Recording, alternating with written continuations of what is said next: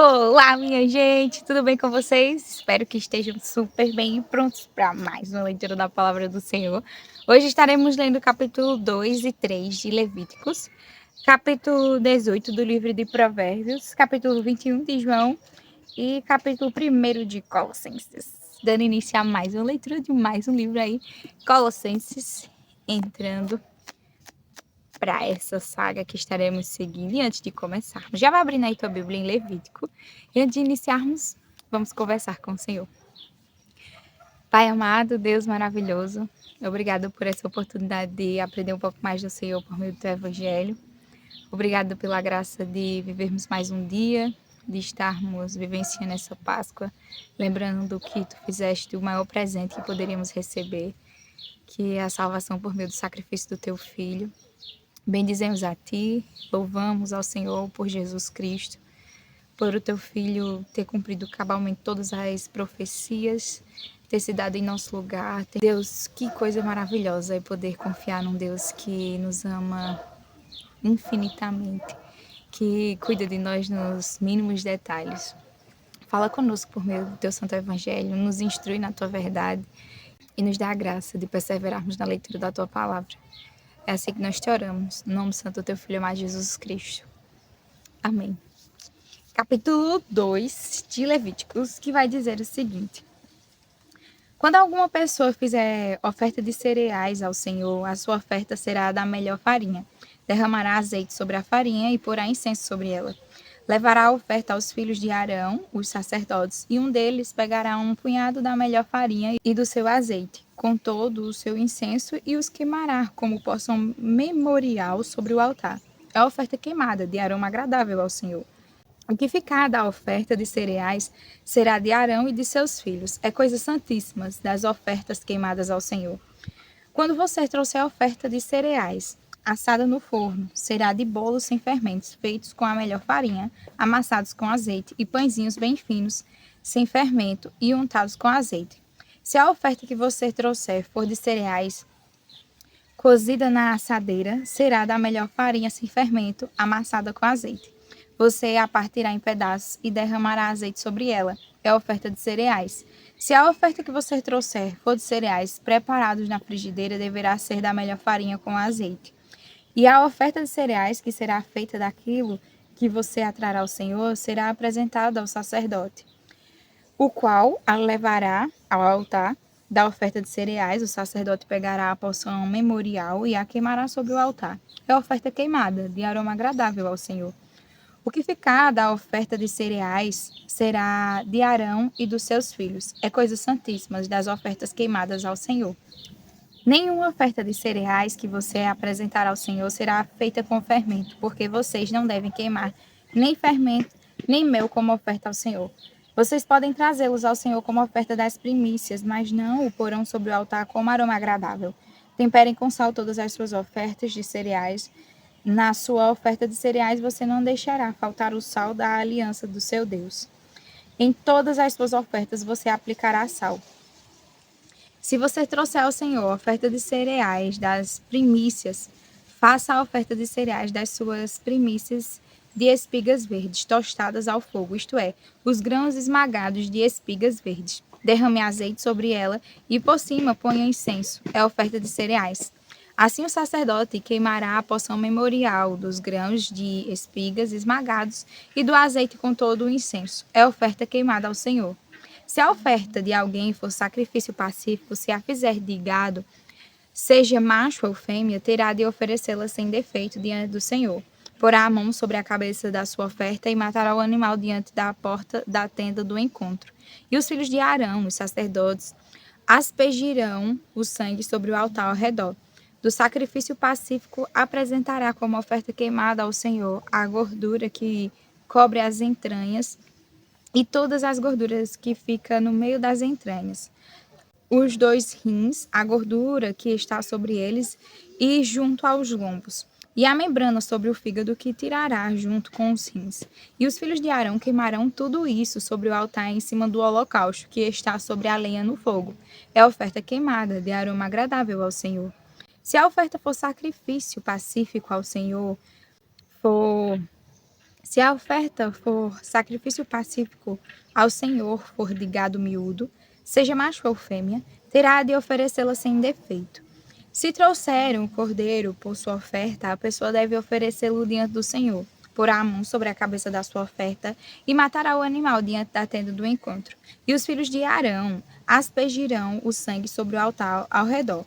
Então, do sacrifício pacífico trará ao Senhor por oferta queimada a sua gordura, a cauda toda, a qual tirará rente ao espinhaço, a gordura que cobre as entranhas, toda a gordura que está no meio das entranhas, os 2 rins, a gordura que está sobre eles, e junto aos lombos, e a membrana sobre o fígado, que tirará junto com os rins. E o sacerdote queimará tudo isso sobre o altar como oferta de alimento ao Senhor. Se a oferta da pessoa for uma cabra, diante do Senhor a trará.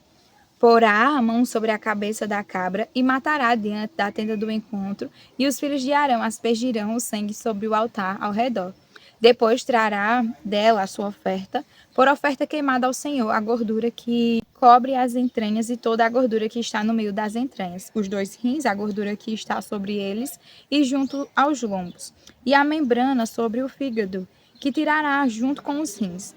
E o sacerdote queimará tudo isso sobre o altar como oferta de alimento, de aroma agradável. Toda a gordura será do Senhor. Este é um estatuto perpétuo. Durante as gerações de vocês, onde quer que morarem, vocês não comerão nem a gordura, nem o sangue. Capítulo 21 do Evangelho de João. Estaremos concluindo mais um livro aí, minha gente, hoje. Depois disto, Jesus se manifestou outra vez aos discípulos junto ao mar de Tiberíades. Foi assim que ele se manifestou. Estavam juntos Simão, Pedro, Tomé, chamado Dídimo, Natanael, que era de Caná da Galileia, e os filhos de Zebedeu, e mais 2 discípulos de Jesus. Simão Pedro disse aos outros: Vou pescar. Os outros responderam: Nós também vamos com você. Foram e entraram no barco, mas naquela noite não pegaram nada. Ao romper o dia, Jesus estava na praia, mas os discípulos não reconheceram que era ele. Jesus lhe perguntou: Filho, será que vocês têm aí alguma coisa para comer? Eles responderam: Não. Então Jesus disse: Joguem a rede à direita do barco e vocês acharão. Assim fizeram, e já não podiam puxar a rede, tão grande era a quantidade de peixes. E o discípulo a quem Jesus amava disse a Pedro: É o Senhor.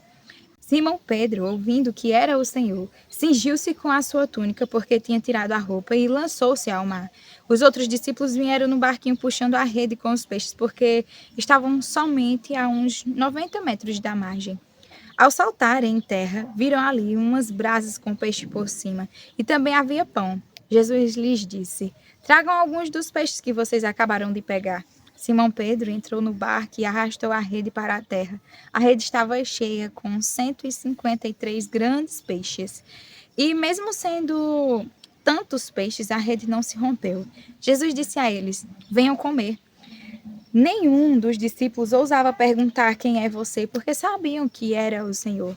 Jesus veio, pegou o pão e deu a eles. Depois fez a mesma coisa com o peixe. E esta já era a terceira vez que Jesus se manifestava aos seus discípulos, depois de ressuscitado dentre os mortos. Depois de terem comido, Jesus perguntou a Simão Pedro: Simão, filho de João, você me ama mais do que estes outros me amam? Ele respondeu: Sim, o Senhor sabe que eu amo. Jesus lhe disse: Apacenta os meus cordeiros. Jesus perguntou pela segunda vez: Simão, filho de João, você me ama? Ele respondeu: Sim, o Senhor sabe que eu amo. Jesus lhe disse: Pastorei as minhas ovelhas. Pela terceira vez, Jesus lhe perguntou: Simão, filho de João, você me ama? Pedro ficou triste por Jesus ter perguntado pela terceira vez: Você me ama? E respondeu: O Senhor sabe todas as coisas, sabe que eu amo. Jesus lhe disse: Apacente as minhas ovelhas. Em verdade lhes digo que quando era mais moço, você se incigia e andava por onde queria. Mas quando você for velho, estenderá as mãos e outros o cingirá e o levará para onde você não quer ir. Jesus disse isso para significar com que tipo de morte Pedro havia de glorificar a Deus. Depois de falar assim, Jesus acrescentou: Siga-me.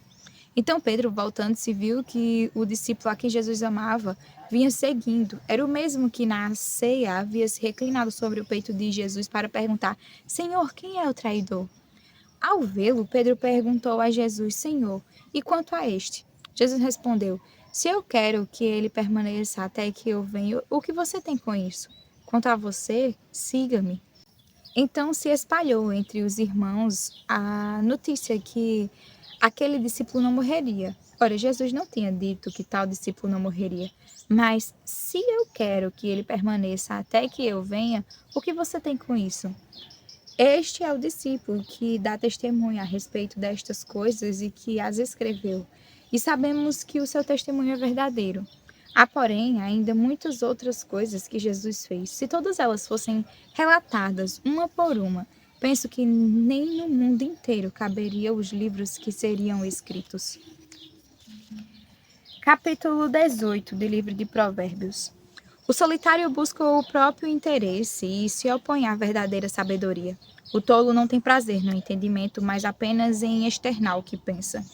Com a maldade vem também o desprezo, com a desonra vem a vergonha. As palavras de uma pessoa são águas profundas e a fonte da sabedoria é um ribeiro que transborda.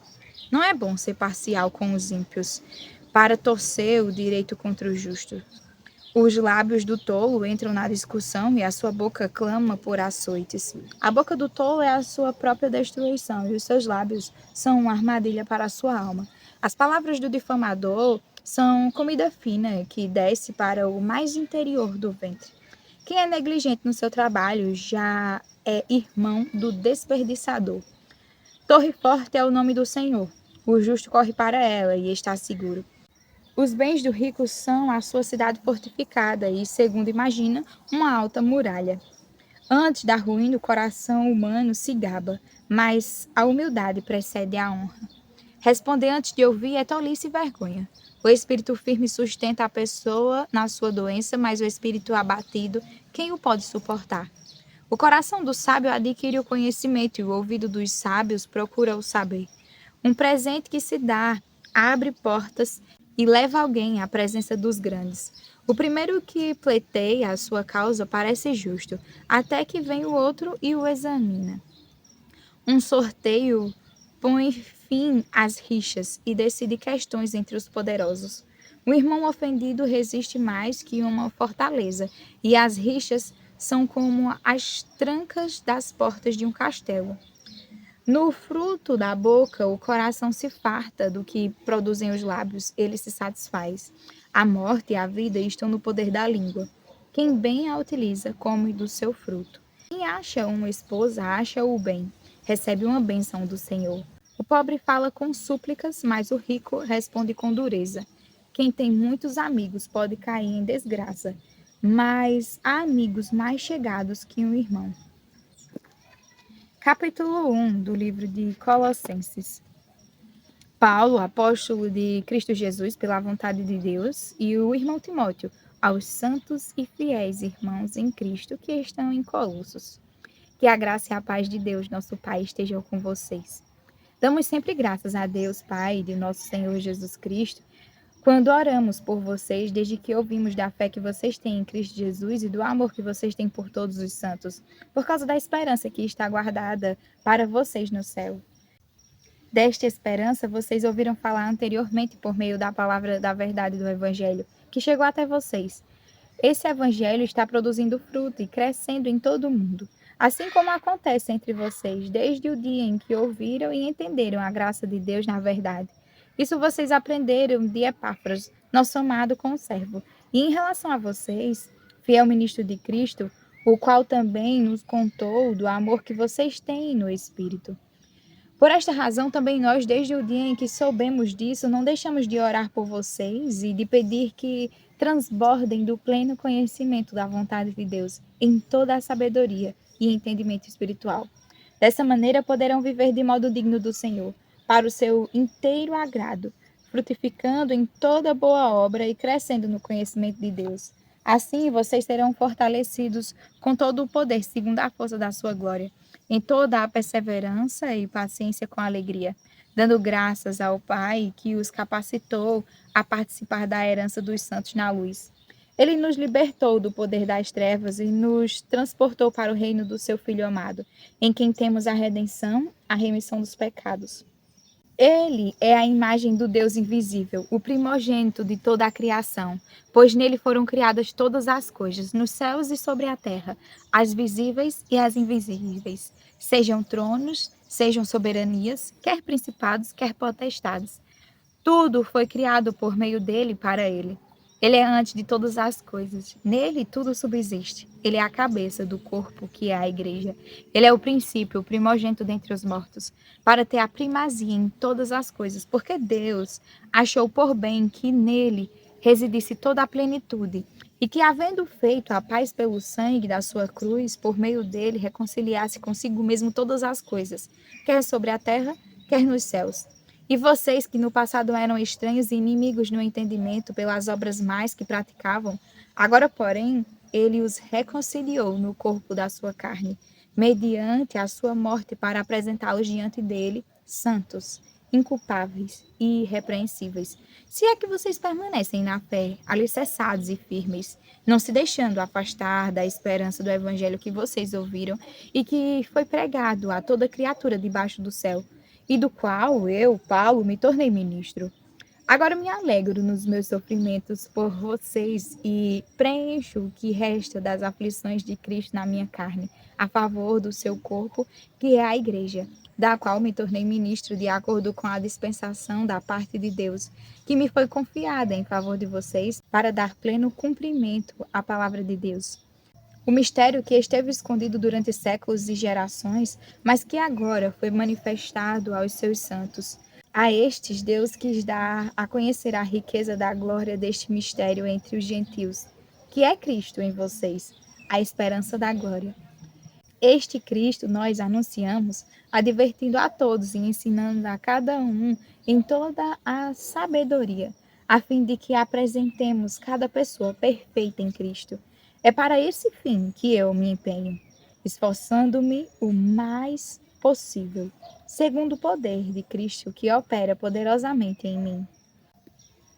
Amém. Até amanhã para mais uma leitura da palavra do Senhor. Fiquem com Deus.